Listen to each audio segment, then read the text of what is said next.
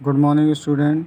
जैसा कि हम आपको बता रहे हैं कि पिछली वीडियो में आपको हमने इससे पिछली प्रश्नावली 3.4 के बारे में बताया था। आज हम आपको 3.4 की जगह 3.5 वाली प्रश्नावली के बारे में बताएंगे, क्योंकि पिछली वीडियो में कहा था कि आपको नेक्स्ट वीडियो में हम 3.5 प्रश्नावली के बारे में बताएंगे।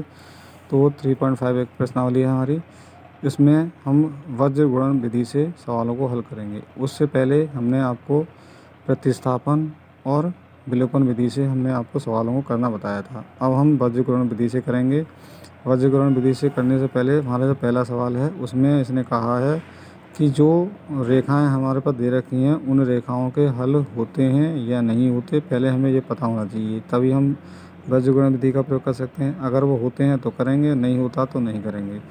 तो जैसा कि देखो यहाँ पहला सवाल दिया है, इसमें ये समीकरण दे रखा है, ये दूसरा समीकरण दे रखा है। ये हमारी रेखाएं हैं जिसका हम व्यापक समीकरण से तुलना कर रहे हैं और A1 B1 C1 A2 B2 C2 निकाल रहे हैं। फिर हमने A1 B1 C2 का अनुपात निकाला, देखा तो इसमें पहला और दूसरा अनुपात बराबर आ रहा है, तीसरा बराबर नहीं आ रहा है। तो इसका मतलब है कि इन रेखाओं का कोई हल नहीं होगा। क्या अगर पहला और दूसरा बराबर आता है और तीसरा बराबर नहीं है तो इसका कोई हल नहीं है। तो हल नहीं है तो हम इसे आगे अब हल नहीं कर सकते। अब दूसरा सवाल है, इसने कहा कि 2x + y बराबर 5 और ये दे रखा है दूसरा समीकरण। इस तरीके से हमने क्या किया, इनके पहले और दूसरे के व्यापक समीकरण से तुलना करके मान निकालिए। A1 B1 C1 A2 B2 C2 के मान निकाले। C1 के मान इस 5 को इधर ले जाने पर निकलेगा तो -5 आएगा। ऐसे C2 का मान भी इधर ले जाने पर निकलेगा, इसलिए -8 आएगा। ठीक है। अब इसके बाद इनके अनुपात निकालेंगे। तो अनुपात देखा तो पहला और दूसरा अनुपात ही बराबर नहीं आ रहा है, जैसा कि सवाल में दिखाई दे रहा है। यहाँ 2/3 है या 1/2 है, तो इसलिए पहला अनुपात बराबर नहीं आया। तो हम कहेंगे कहता है इन रेखाओं का अद्वितीय हल है, और अद्वितीय हल होगा तभी हम इसे वज्रग्रहण विधि से हल कर सकेंगे। तो देखो वज्रग्रहण विधि से हम हल कर रहे हैं। तो वज्रग्रहण विधि से हल करने के लिए ये सूत्र लिखा हुआ है, इस सूत्र की सहायता से हम निकाल लेंगे x, y और 1। ठीक है, इनके नीचे जो मान लिखे हुए हैं B1 B2 के मान लगाएंगे, C1 C2 के। ठीक है, ऐसी तरीके से सबके मान लगा देंगे। लगाने के बाद कैसे करना है, इसका इससे गुणा करेंगे। सबसे पहले गुणा हम ऐसे करना होगा हमें। ठीक है, ऐसे करके गुणा करेंगे। तो -8 जब इसका इससे गुणा करना होगा तो पहले माइनस का चिन्ह आता है, और ये माइनस के पहले से ही हैं तो इसलिए प्लस के 10 हो जाएंगे। ठीक है, 5 या 15 हो गए। फिर इसका कर रहे हैं जैसा कि हमने बताया कि इसका जैसे ही इधर करेंगे तो माइनस का चिन्ह आता है, और माइनस यहाँ पहले से आ रहा है गुणा करके, तो प्लस का हो जाएगा। 2 दूनी 4 और 3 एकम 3 लिख लिया। 10 में से 8 घटाए 2, 16 में से 15 घटाए 1 और 4 में से 3 घटाए 1 ये आ गया है। अब इस मान को इसके बराबर रखकर, इस मान को इसके बराबर रखकर हमने x का मान निकाल लिया और y का निकाल लिया है। ठीक है, ये कब करेंगे, जब अद्वितीय हल होंगे तभी हम वज्रग्रहण विधि लगाएंगे। अब इससे अगला तीसरा सवाल है, जिसमें पहला और दूसरा समीकरण दिया है। इसके हमने व्यापक समीकरण से तुलना करके A1 B1 C1 A2 B2 C2 के मान निकाल लिए हैं। फिर इनका अनुपात निकाले, तो अनुपात निकाल के हमने देखा कि 3 अनुपात बराबर आ रहे हैं। इसका मतलब यह है कि अतः इन रेखाओं के अपरिमित रूप से अनेक हल होंगे। ठीक है, अगर कोई हल नहीं आ रहा तो भी नहीं हल से हम वज्रग्रहण विधि लगा सकते हैं, और अपरिमित रूप से अनेक हल आ रहे हैं तभी हम वज्रग्रहण विधि नहीं लगा सकते हैं। केवल अद्वितीय हल के रूप में ही वज्रग्रहण विधि लगाएंगे। तो देखो अगला सवाल हमारा ये दे रखा है, जिसमें समीकरण नंबर 1 और 2 की व्यापक समीकरण से तुलना करके A1 B1 C1 A2 B2 C2 के मान निकाले। फिर इनके अनुपात निकाले। अनुपात निकाल के हमने देखा तो यहाँ 1/3 और यहाँ पर 1 आ रहा है, तो पहला ही अनुपात बराबर नहीं आ रहा। जब पहला अनुपात बराबर नहीं आएगा तो इसका अर्थ यह है कि इन रेखाओं का अद्वितीय हल है। तो इसका अर्थ क्या हो गया, अब हमें x y z के मान निकालने हैं। तो जैसा कि हमने सूत्र उसे बताया था, यहाँ B1 B2 यहाँ C1 C2 C1 C2 A1 A2। ठीक है, A1 A2 B1 B2 के मान लगाएंगे। फिर इसका क्रॉस गुणा किया, 15 × 45 3 × 7 21 3 × 7 21 15 एकम 15, ऐसे 3 एकम 3 और 3 × 9 कर दिया। 45 में से 21 घटाए 24 बचे, 21 में से 15 घटाए 6 बचे, 6 में से 3 घटाए 6 बचे। इसको इस मान के बराबर रखकर x का मान निकल आया 4, इसको इस मान के बराबर रखकर y का मान निकल आया -1। इस तरीके से मान निकाल लेंगे। अब अगला सवाल है हमारा ये, जिसमें पहला समीकरण दिया है, दूसरे का पहला सवाल है और दूसरा समीकरण ये दिया है। इसके व्यापक समीकरण से तुलना करके हमने A1 B1 C1 A2 B2 C2 के मान निकाल लिए हैं। और इसने एक कंडीशन दी है, इसने कहा कि जो इसमें दूसरे समीकरण में ए और बी दिए हैं, इनके मान हमें बताने हैं। तो इसके मान निकालने के लिए इसने एक कंडीशन दी है। इसने कहा कि यदि रेखाओं के अपरिमेय रूप से अनेक हल होंगे तो जो ए और बी दिए हैं उनके मान ज्ञात करने हैं। तो हम क्या करेंगे, अपरिमेय रूप के लिए तीनों अनुपात बराबर होते हैं, तीनों को बराबर रख दिया। फिर क्या किया, इन दोनों को सबसे पहले लिया, तो इससे एक समीकरण बना लिया है, ठीक है, हल करके। फिर हमने इन दोनों को बराबर लिया है, देखो देखो ये ले रखा है, बराबर लिया। फिर इनको हमने क्रॉस मल्टीप्लाई करके हल किया, हल करके एक समीकरण यहाँ बना लिया। तो इसमें देखो a माइनस के 2b बराबर 3 आ रहा है। फिर मैंने यहाँ से समीकरण नंबर a से a का मान लेकर इसमें लगा दिया है। देखो लिखा है a का मान समीकरण नंबर 2 में रखने पर, तो a की जगह 5 भी लगा दिया, माइनस के 2b बराबर 3, 5 में से 2 घटा दिए, कितने आ गए, 3 भी आ गए, ठीक है। 3b बराबर 3, तो 3 में 3 से भाग करके b बराबर 1 आ जाएगा। फिर क्या किया, b का मान समीकरण नंबर 1 में रखा, इससे हमने a का मान निकाल लिया है, ठीक है। इस तरीके से a का मान 5 आ गया, b का मान 1 और a का मान 5 निकल आया। अब इस दूसरे का दूसरा सवाल दे रखा है, जिसमें पहला समीकरण ये दिया है, दूसरे में k के रूप में दिया है, और उसने कहा कि अब k का मान ज्ञात करना है। तो व्यापक समीकरण से तुलना करके a1 b1 c1 a2 b2 c2 के मान निकाल लेंगे। फिर निकालने के बाद फिर जैसा कि इसमें कहा गया है कि यदि रेखाओं का कोई हल नहीं हो तो इस k का मान क्या होना चाहिए। तो कोई हल नहीं है, इसका लिए पहले दो अनुपात बराबर, तीसरा बराबर नहीं होता है। तो पहले दो बराबर हैं, उन्हीं को हम ले लेंगे। तो a1 a2 b1 b2 के मान ले लिए हैं। फिर इनका क्रॉस मल्टीप्लाई करके इसको हल किया, तो k बराबर कितना आ गया, 2। तो k बराबर 2 के लिए इन रेखाओं का कोई हल नहीं होगा। अब तीसरा सवाल है, तीसरे सवाल में इसने वज्रगुणन से इसे हल करवाया है। तो देखो हमने इसके समीकरणों को तुलना की है, समीकरण नंबर 1 यहाँ देख लेते हैं, समीकरण नंबर 1 और यह समीकरण नंबर 2, इनकी दोनों की तुलना करने से हम निकालेंगे। तो a1 b1 c1 a2 b2 c2 के मान निकाल लिए हैं, फिर सूत्र में लगा दिए, ठीक है। b1 b2 c1 c2 c1 c2 b1 a1 a2 c1 b1 b2 के मान लगा दिए। फिर 4 पंजे 20 और 9 दूनी 18 कर दिया, 3 नीम 27 और 4 अट्ठे 32 कर दिया, 8 दूनी 16 और 3 पंजे 15 ऐसे करके निकाला हमने। इसको हल किया, हल करके हमारा कुछ इस तरीके से आता है। इसको इसके बराबर और इसको इसके बराबर रख के निकालेंगे मान। तो देखो हम पीछे हम निकाल रहे हैं, ये हमने निकाला बराबर रख कर, तो x का मान -2 और y का मान 5 आ गया है। इस तरीके से निकाल लेंगे। अब हमारे क्या शुरू हुई, वर्ड प्रॉब्लम शुरू होगी, ठीक है। तो वर्ड प्रॉब्लम में दो विद्यार्थी हैं, एक विद्यार्थी ए है, दूसरा विद्यार्थी बी है। जो एक स्कूल में जो मेस होती है भोजन के लिए, वहाँ उस मेस में वो खाना खाते हैं। तो भोजन का जो नियत खर्च है, खाओ या मत खाओ, उसे उतने रुपए देने ही देने हैं। तो उसका वो पूछा है कितने देने हैं, और प्रतिदिन का खर्चा कितना आता है वो भी बताना है। तो नियत खर्च हमने मान लिया x रुपये और प्रतिदिन का खर्च मान लिया y रुपये, ठीक है। तो ए ने 20 दिन भोजन किया था, जिसका पेमेंट उसने किया 1000 रुपये। तो x प्लस के 20 दिन 20 y हो जाएंगे बराबर 1000, समीकरण नंबर 1। बी ने 26 दिन खाना खाया था, उसके 1180 रुपये दिए। तो इस तरीके से समीकरण बन जाता है x प्लस के 26 y बराबर 1180, ठीक है। 26 दिन कहा तो इसलिए 26 y और नियत x रहेगा, ऐसे यहाँ 20 दिन कहा तो 20 y और यहाँ पर x नियत दिन रहेंगे, नियत खर्च रहेगा। अब इस समीकरण नंबर 1 समीकरण नंबर 2 से को हल करेंगे। इसे हमने डायरेक्ट हल कर दिया है, चलो कोई बात नहीं। समीकरण नंबर 2 में समीकरण नंबर 1 को घटाने पर हमने इसे हल किया है। तो हल करके देखो x से x कट गया, यहाँ से 6y बचे, यहाँ 180 आ गया, 6 से भाग करके 30 आ गया है। और इसने y का मान पूछा था, तो y का मान हमने निकाल दिया, ठीक है। y का मान इसमें रख के निकालेंगे, y का मान 30 लगा कर हमने x का मान निकाल लिया 400, ठीक है। इसमें जो नियत खर्च है वो आ गया 400 और प्रतिदिन का खर्च हो गया 30 रुपये, ठीक है। इसने जो तीसरा सवाल था वो 2 विधि से हल करवाया था, एक तो विलोपन विधि से, दूसरा वज्रगुणन विधि से। तो देखो हमने इसे विलोपन विधि से तो इसे हल कर दिया है, ठीक है। वज्रगुणन विधि से आप इसे हल कर लेना। और देखो जैसे कि हमने इसमें मान निकाले हैं, नियत खर्च 400 और प्रतिदिन का खर्च 30 रुपये, उसी तरीके से आप जब वज्रगुणन विधि से करेंगे तो उससे भी यही खर्च निकलेगा, 400 और 30 ही ये आंसर आएगा, ठीक है। तो इसे वज्रगुणन विधि से हल करके देखेंगे सभी, ठीक।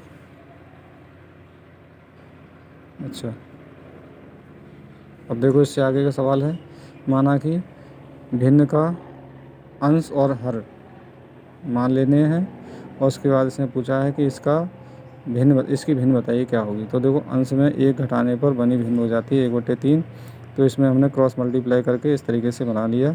फिर क्या करेंगे, 3 का इसमें इधर गुणा कर देंगे, फिर बाई को इधर ले आएंगे, 3 को इधर ले आएंगे, समीकरण नंबर 1 बन गया।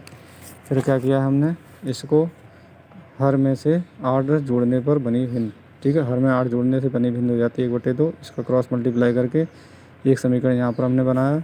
फिर इसको क्या किया है, समीकरण नंबर 2 में से समीकरण नंबर 1 को घटा दिया है। घटाने पर क्या बना, इस 4 में से 3 गए, 1 एक्स बचा, ये बाई से बाई कट गया, यहाँ 5 बचे हैं, एक्स का मान 5 आ गया है। फिर बाई का मान, एक्स का मान रख के बाई का मान निकाला, समीकरण नंबर 1 में रखा है। 3 गुणा 5 माइनस के बाई बराबर 3, 15 में से 3 घटाए 12 आ गए, बाई का मान निकला। भिन्न आ गई हमारी x/5 थी, x/22 थी, तो 5/12 आ गई।